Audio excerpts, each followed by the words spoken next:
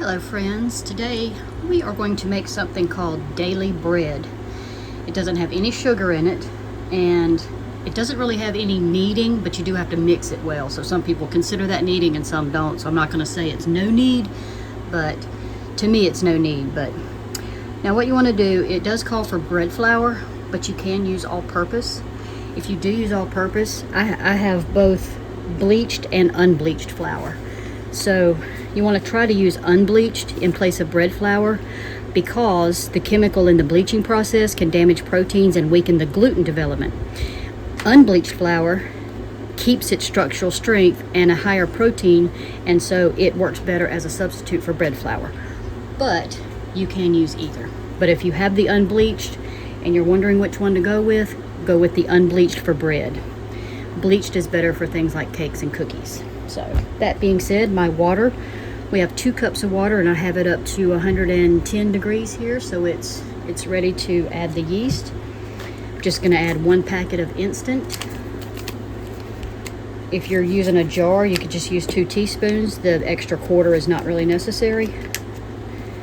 We're just going to go ahead and put that in there and mix it up and let it bloom a little bit, even though that's not really necessary either. It's just something I like to do to make sure it's active. Alright, this has minimal ingredients, so we're going to add, I believe it's, let me double check, 5½ cups of flour and 1½ teaspoons of salt. So I'm going to open this up because, like I said, that container I have is bleached, and I'm going to try the unbleached. This is a video I found a little while back, and I have really been wanting to try it, and I haven't yet, so today I thought was a good day to try it. It's just been so hot I haven't used my oven much, but even though today is still hot, I'm just going to give it a whirl.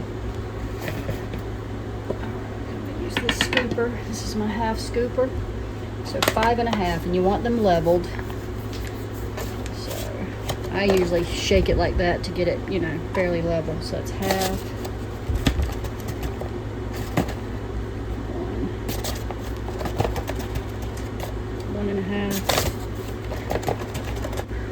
1½ teaspoons, okay?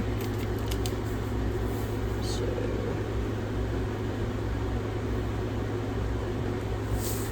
1½. Just gonna mix that up a little bit so that all the salt's not sitting on top. Try to get it in there together.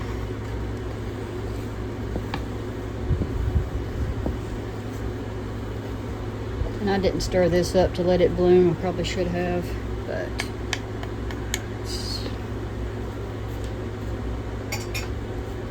all right. You don't want your water more than 115 degrees. Anywhere from 105 to 115 is ideal for blooming your yeast. I'm in a bit of a hurry today, so I'm actually not going to wait for this to bloom. I'm just going to trust that it's good and put it right on in there.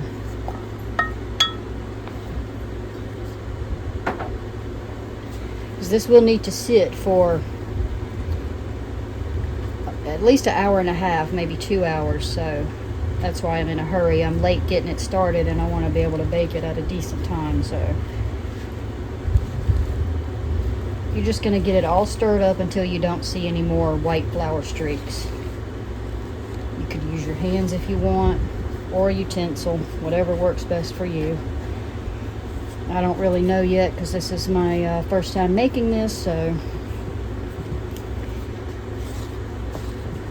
I might have to add a touch more water, but we'll see. Only because some of my flour scoops were a little bit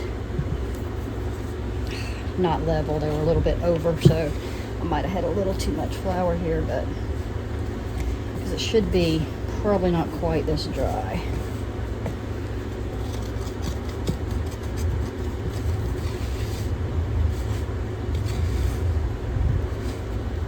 Probably put on some gloves and make it work, but the video I watched, the bread was a little bit more spongier looking, so I'm going to add some more water to that. You don't want to overdo it, and I'm going to use hot tap water, so I'm not going to heat it back up. So just start with that little bit and see. I find it easier to use my hands, but because the person I watched, their dough was very jiggly. Mine is not jiggly at all. So it is important to level your flour scoops so you don't have this problem, but I'm pretty sure it will work out anyway. It just causes me more work.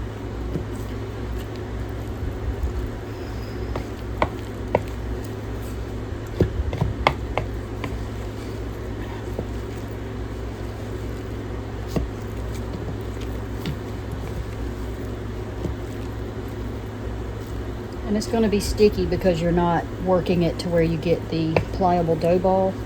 Sticky is okay.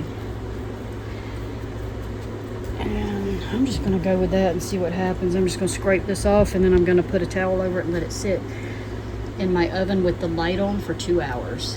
And I'll be back. Alright guys, let's see what we have. Mine has been in there for 1.5 hours. I'm going to use my... This is a 12-inch. I'm using my long baking pan, so it's 12 inches long by about not quite 5. So, because I think this is going to make a really big loaf of bread. And the video I watched, they used a oval glass pan, which I don't have. So I'm going to use my long bread pan and go at it that way. So. I also did not see them punch their dough down like most people would punch down to get the air out. What he did was put it on parchment, shook it around a little bit, and folded it. But I'm not using parchment, so I'm just going to dump it right in and then maybe jiggle the pan a bit. I'm just going to use a little spatula, but I think because this is probably sticky, I think I'm going to put a little. Oh well, it's sinking down now anyway. So just jiggling it around makes some of that air go down. So it depends on how air bubbly you want your bread to be, but I'm going to oil this spatula. I just sprayed it with a little olive oil. Still got some on my fingers. And I'm just going to dump it right in here. And then it has to rest for about 30 minutes.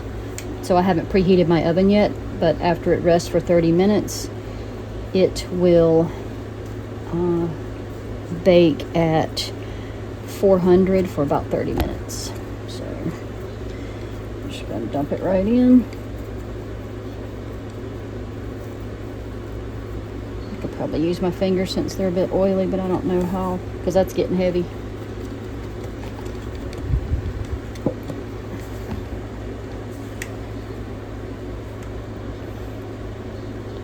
If you only had a smaller pan, you could probably just separate it into maybe 2 loaves, I would do.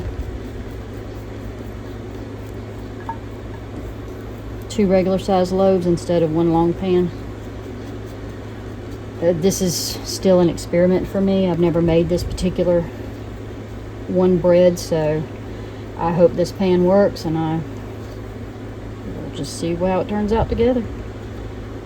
Alright, so I got it in there. Basically all I'm going to do is just kind of mash it around to get it a little bit evened out. I think it's going to be a lot like baguette, but it doesn't. Baguette has to rise overnight in the oven, and this was only 1.5 hours, so. But I think texture and consistency wise, that's about what I'm expecting. It's like baguette. Alright, so that's all I'm going to do, and I'm going to set that back in my oven for 30 minutes covered. And then we'll bake it. Alright, our bread has risen after the 30 minutes. So all I'm going to do now is just put it directly in the oven. I'm not going to put anything on the top of it. And my oven is at 400, and it'll be for 30 minutes. Okay, so after 30 minutes, I do believe mine is done. You can kind of tell, listen, hear how it almost sounds a little bit hollow? That usually means it's done, because it's really hard to know when your bread is done. But it turned out well. It's still quite hot, but I'm going to cut into it anyway, just so we can see. So it's going to be crusty like baguette, but should be soft on the inside. See?